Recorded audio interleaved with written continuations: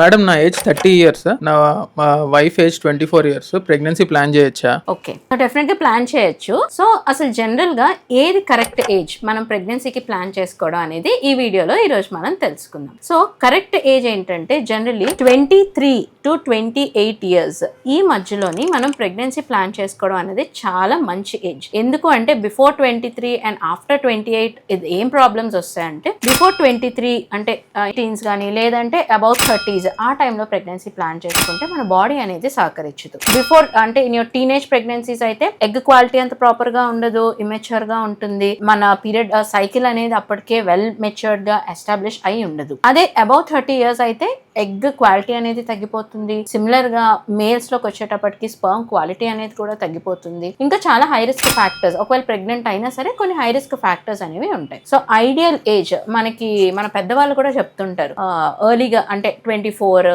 లేదంటే below 28 years ఉన్నప్పుడే తొందరగా పెళ్లిళ్ళు చేసుకోండి, ఈ ఏజ్ లోనే పిల్లల్ని కనండి అని చెప్పి. సో ఐడియల్ ఏజ్ వచ్చేసి మనకి 23 to 28 years of age. So ఇలా మీకు ఇంకేమైనా డౌట్స్ ఏమైనా ఉన్నా సరే feel free to DMs. Thank you.